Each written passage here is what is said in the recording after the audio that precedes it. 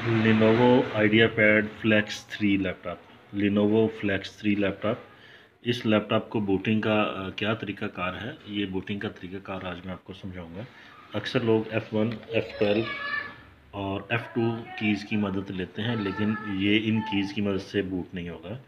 आपने विंडो की USB insert करनी है। विंडो की USB इंसर्ट करने के बाद राइट साइड पे आप देखें, ये पावर बटन है, ये USB पोर्ट्स हैं। USB पोर्ट्स के साथ ये पावर बटन है और पावर बटन के साथ एक होल नज़र आ रहा है आपको। इस होल में आपने पेन इंसर्ट करना है या कोई भी बारीक चीज़, जैसा कि ये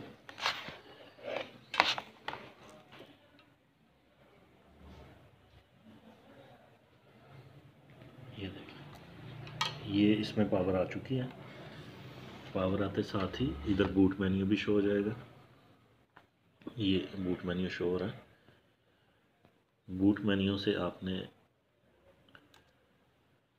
ये देखिए, ये रेलिवेंट सेटिंग में जाना है।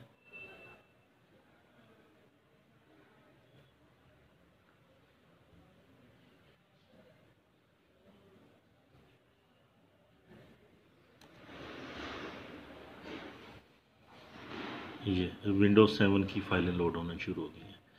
इसके बाद फार्मल प्रोसीजर है।